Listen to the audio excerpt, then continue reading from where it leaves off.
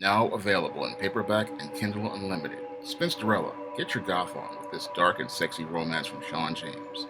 Spinsterella, now available in paperback and Kindle Unlimited today. I've been going on a lot of interviews these days, and I've noticed a very interesting pattern with many HR people, especially female HR people. And what I'm noticing is that a lot of them are not asking questions that are related to, the qualifications of the position. They're not talking about, the technical aspects of the position. Instead, they're focusing more on social things and personal things. And this type of line of questioning is really detrimental to a business because you cannot really bring your emotions into a workplace. When you bring your emotions into a workplace and a hiring situation, oftentimes you're going to wind up having a person who's not a good fit, and they're going to turn over because what's going to happen is this person is not thinking about doing being the most professional person on the job. They're thinking about being a social person and making everything personal. And when I'm on interviews, I listen to the questions that many of these interviewers ask, and they're really not very good questions, that allow somebody to show their technical and professional qualifications. Instead, what we wind up asking is ambiguous questions like, what are you planning on doing 10 years from now? And that's a bad question because in today's job market, the average job only lasts maybe 1.5 to 2 years. So asking a person what they're going to be doing 10 years from now is a pretty ridiculous question. Or asking another, ambiguous question like, give me an example of how you solved, a problem for a job that, like a sales position where there's not much problem solving to be done. Um, these type of questions, again, they're very ambiguous, they're very broad, and they do not, allow an interviewer to get a fair assessment of an individual, their skills. Instead, it becomes an emotional thing about people liking people wanting to connect with people personally, and this is very detrimental to a business. Again, when you connect this with this whole concept of family at business, you really wind up with a dysfunctional work environment where nothing gets done. Instead of you hiring people who are going to be the best skilled individuals, whether it be sales skills, management skills, or organizational skills, you wind up hiring a bunch of people who want to be friends and they want to treat the job like some sort of social hangout. And that's what I notice in a lot of, work environments. And this is why you wind up with clusters of employees standing with each other on a sales floor, talking to each other and not engaging customers. And, customers sitting there wondering, why can't I get some help to go buy this computer or this stereo? And that hurts the business long term because they're not thinking about the needs of the business. They're thinking about their social needs, and that goes back to HR's, emotional thing. They want looking to connect with people on an emotional level. They're looking for people to be super friendly and That's not what you're looking for in a business. A logical business person is looking for a person who's going to be the best fit for the job, a person who's a good, really good at their tasks, and a person, who will help them achieve whatever goals that the organization has for the day, the week, the month, and the year. That's what a good manager is looking for. But I'm not seeing that in these interviews that I'm running into. I'm running into a lot of people who want to look for somebody that they like. They're looking for somebody who's emotional. They're looking for somebody to tell them, some sort of story. And what I hear on many interviews, and especially these group interviews and stuff, are people, they give you these sad stories about, their life as a single mom, or they just came to New York and all this stuff. Yeah, that's all well and nice, but that's not, what's going to make a good employee. Whenever you have a business, an employee is an investment. And when you hire someone, you want someone who you're going to be able to work with long term. You want somebody who you can eventually grow into new positions and, teach new positions, because each new employee you have each new employee that you grow in the organization, guess what they do? They become a part of the corporate culture, and they can mentor and teach the new employees how things are done in the business. But because a lot of these people are short-sighted, they hire based on emotion, and when they hire based on emotion, what happens is you wind up with employees who turn over within 90 to 180 days. Nobody really understands the corporate culture. Nobody understands the corporate policies. Nobody understands how the business works. Nobody understands how the business model works. And the business winds up deteriorating because you don't have those stable employees there who can, be a part of a long-term vision. Instead, you have people who are on the ground, but they really have no no professional connection with the business, and they only have a personal connection with each other. And when people have a personal connection with each other, they're not really concerned with the business. Because what I'm seeing is, yeah, these people are enthusiastic in the interview and they're telling you great stories about themselves, but they're not telling you what they're going to bring to the table to the business long term.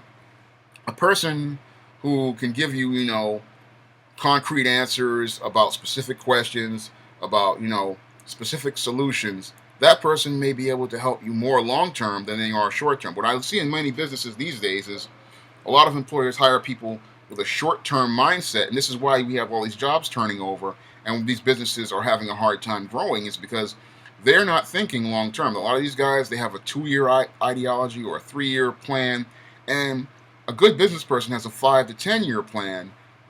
And they understand that that's why you don't ask the question of why somebody's going to be somewhere 10 years from now, unless you have a plan for 10 years from now. Because those concrete answers are going to tell you what type of worker you're going to have on the work site. When you have a person who can give you specific answers for specific situations, and can show you their technical expertise or their skill set, that's going to show you what this person brings to the table in terms of being an asset to the organization. What I notice in most of these interviews today is that most people are looking for somebody who's going to be obedient, compliant, and that's all well and good, but that's not how you run a business. An obedient and compliant person is not a problem solver.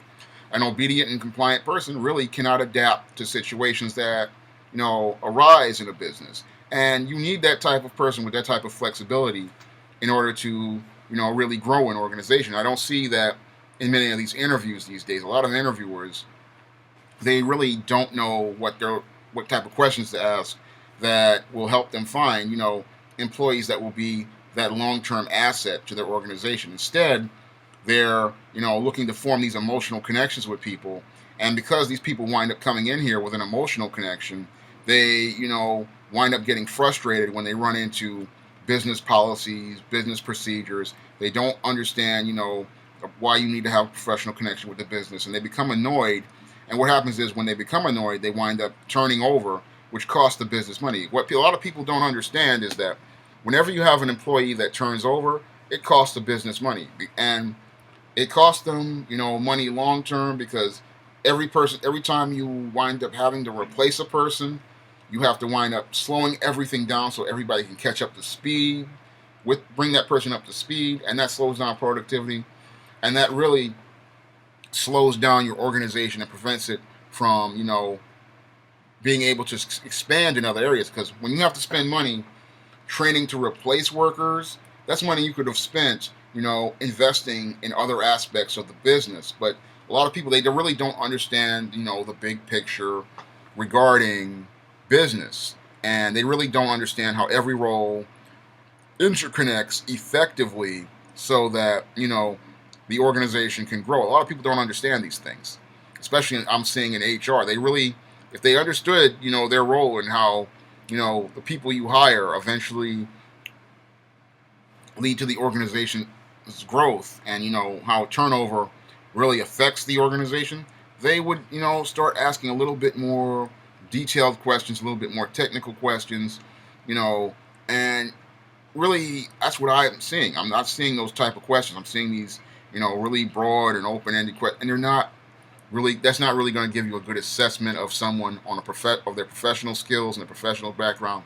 Instead, all they're looking for is this emotional and personal connection with people. And yeah, that's all well and good, but you really need to have somebody who knows how can show you, critical thinking, problem solving, organizing. Because when I used to go on, I didn't see a lot of that. And then when you have people like this, who cannot critically think, who are poor organizers, poor problem solvers, what they do is they wind up, getting into arguments. They wind up escalating things into, drama and taking things very personally. and the organization slows down and does not meet the goals that people can set. Or some of these managers, in many cases, because they're emotional, they set unrealistic goals that nobody can achieve. And I'm looking at, your HR, and I'm seeing a lot of, poor interview skills. And when you have poor interview skills, it leads to managers, HR managers hiring poor employees, which leads to high turnover and high job dissatisfaction. And all of this has a long-term impact on an organization. And when people they take these jobs for granted, they take job interviews for granted, and interviewers take questioning for granted. You really, when you're doing things from a human resource perspective, you really have to take a moment to just really sit down and really overlook the entire resume and come up with detailed questions. Now I know there's a lot of resumes and applications that come through, but when you're picking candidates, again, this is an investment of this business's money, and more importantly, an investment of the business's time. And you don't want to wind up, spending resources on an individual that you're going to have to replace. You really want to make, the person that's the best fit possible, because when you have to replace people, again, it costs money. And even in something like fast food, that can be, a big part of your budget if you're turning over people, too many people, because then you have to keep retraining them, and then you're losing productivity and you're losing time. And time is the most valuable thing of all, because you cannot get time back. Every employee you have to replace, that's 6 months to a year that everybody else has to slow down to bring this person up to speed. And you can't afford to do that. And HR really, in a lot of cases, has to start learning how to ask the right kind of questions. If they want to get people who are a good fit, they have to learn, to look for, people who they can grow in the organization, and they have to start thinking about, building a longer term plan. Because if you're going to ask a question like, what does this person plans to do 10 years from now, you have to have a long term plan for yourself regarding your own organization. That's all I have to say for this video. You can comment, rate, and subscribe.